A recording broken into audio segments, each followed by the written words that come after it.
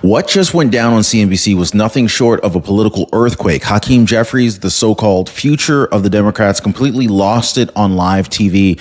I'm talking about red-faced, stumbling, finger-pointing, and finally storming off when he couldn't handle the facts of being shoved right back in his face. Now, who delivered the knockout blow? None other than Treasury Secretary Scott Bessent, who dropped a trade bombshell that stunned the entire panel and left Jeffries with nowhere to run. Now, folks, this wasn't just another interview. This was economic reality colliding head on with a Democratic fantasy. CNBC put up the numbers. Inflation down 2.7%, record stock markets, 3% GDP growth, trillions pouring back into America. And yet, Jeffries still tried to scream calamity.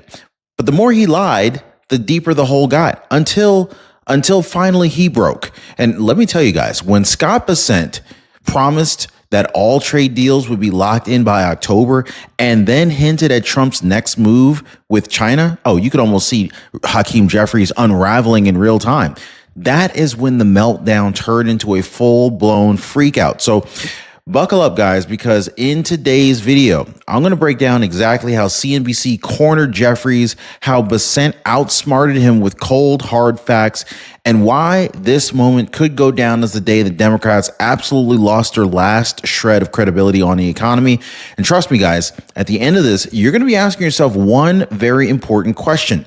Do you believe the numbers or the narrative? Now, just wait, because you really need to see the moment that Jeffries absolutely snaps, the trade bombshell that Trump's team just dropped, and why this fight is only just now getting started. If you appreciate the news updates, hit the like button and subscribe, guys. Appreciate you so much. So let me go ahead and set the scene, okay? President Donald J. Trump, he's in charge, and America's economy is on fire in the best way possible. In fact, the numbers do not lie. Inflation sitting at just 2.7%, down from the nightmare 9% under Joe Biden. The stock market, it's at all-time record highs. GDP growth is at a strong 3%. Now, here's the real kicker, guys, okay? Trillions of dollars in foreign investment is pouring back into the United States. Factories are being built. Jobs are coming back home. Wages are rising. America is roaring again under Trump. But then comes Hakeem Jeffries. And so what does he say in the face of all of this? Well, he stares straight into CNBC cameras and cries out about calamity. Calamity. With every metric pointing to success, Jeffries is still clinging to the Democrat doom and gloom narrative. And that, folks, this is where the fireworks really began, because CNBC is not CNN. They don't just hand out softballs. They pressed Jeffries with cold, hard facts, and they couldn't handle it. Now, one host looked him dead in the eye and asked, they asked the question that could really cut to the heart of the matter. If Trump's tariffs were supposed to be destroying the economy, then why is America winning? Why are jobs up? Why are markets up, investments up? Jeffries panicked. He tried to wiggle out, mumbling about costs going up and job creation slowing down. But every word sounded weaker, more desperate, more disconnected from reality. So the audience watching at home, they had to make a choice at that moment. Do you believe the numbers that are flashing on your screen, or do you believe the man sweating through his talking points? And so this is when that meltdown really started to build. I mean, you could see it in Jeffries' phrase, his tone, the way he kept dodging instead of answering questions. CNBC had him pinned, and all he could do was just lash out. But here's the thing. This was just the opening act, because when Scott Bessent stopped in with the trade bombshell, that is when everything actually came coming down for Jeffries. Now, Leslie Taylor, she didn't wait. She called Chapter early, and they saved her $1,000 a year. Unbelievable. Ed, 84 years old, he did the same, and they cut $684 a year for him. Now, I partnered with Chapter because they have access to the best information, the earliest information before the public sees it. By the time you get the official notice, the best options might already be gone. Now, if you're 65 or older, if your parents, your neighbor, your friends at church are over 65, write this number down and hand it out to them immediately. Phone number is down below, and it's totally free. 909-563-8279, or hit them up on the web at askchapter.org/Ron to lock in the savings right now. The phone number on your screen is the easiest way that you can save money, lower your monthly expenses for Medicare for free. All right. So just when Jeffries thought that he might be able to dodge his way out of this corner, in walks Treasury Secretary Scott Bessent, calm, confident, and carrying a hammer. Well, not a real hammer like from Home Depot or something like that. But anyway, Scott Bessent didn't mince words.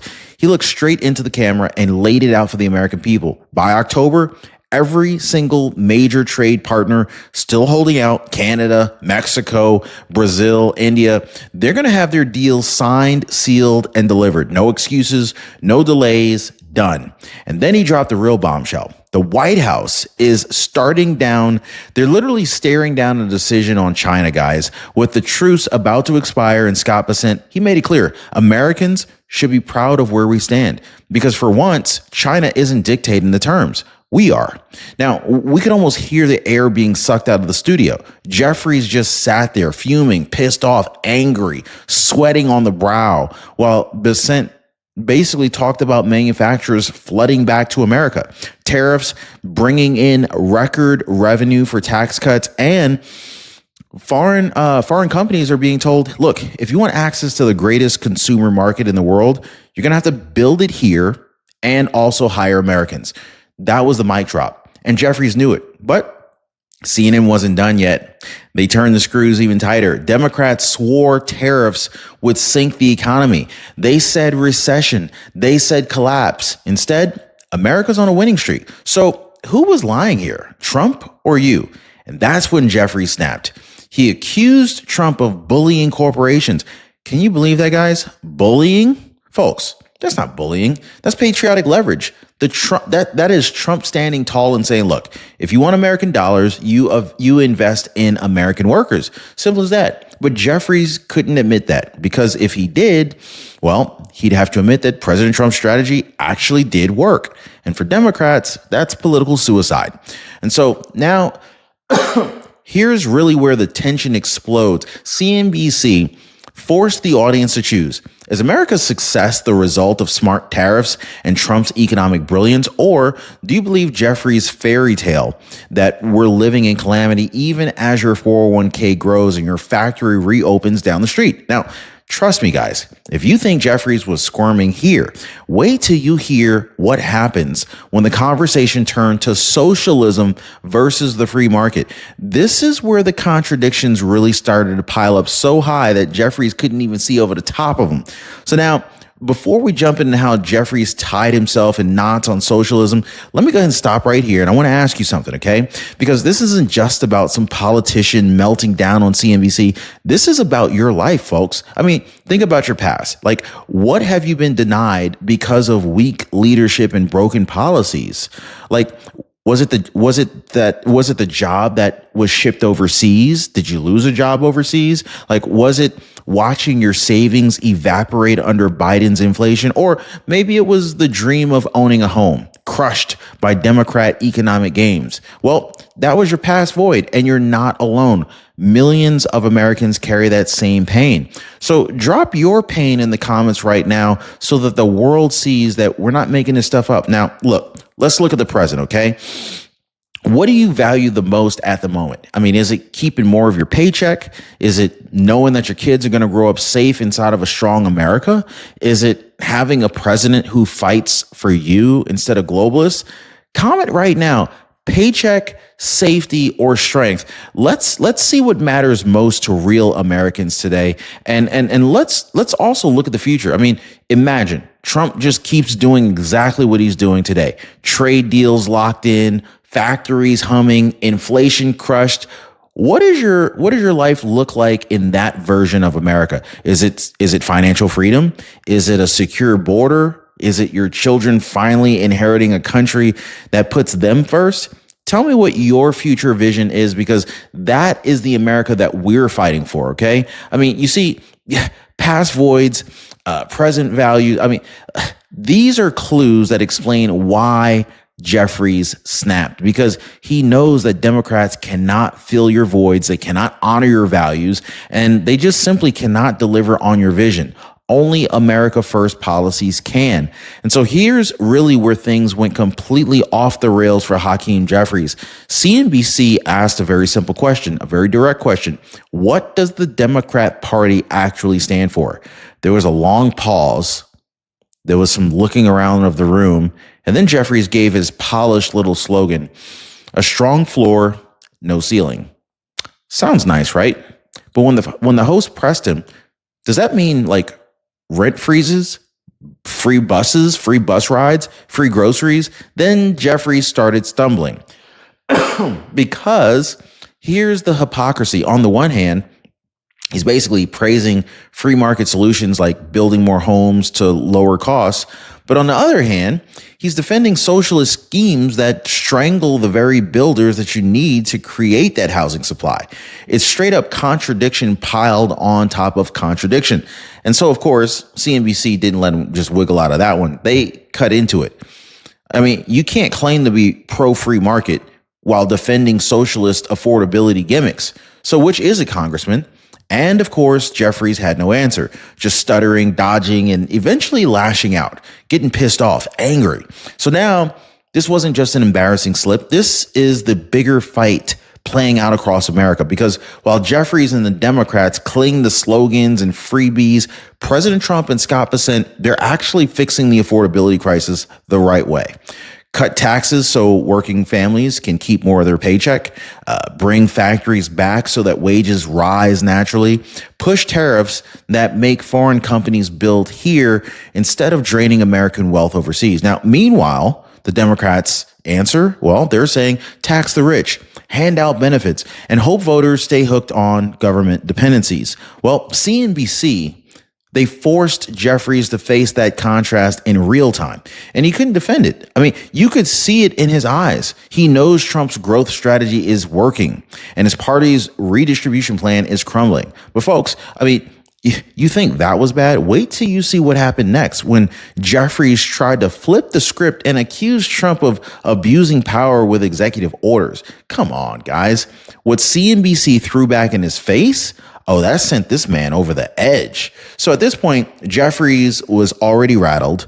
The numbers exposed him. The trade bombshell crushed him, and the socialism question cornered him. But then he tried one last desperate play. Call it a Hail Mary, if you will.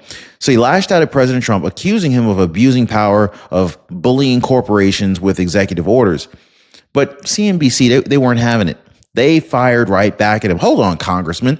Didn't Elizabeth Warren spend years naming and shaming CEOs?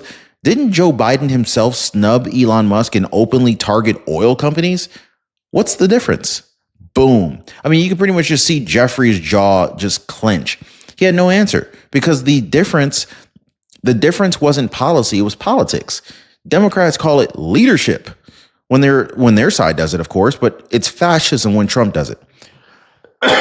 So here's the real kicker, guys. Trump's executive orders, they were not about bullying. They were about protecting Americans. Day one, he signed the orders that shut the border, saved lives, and restored security.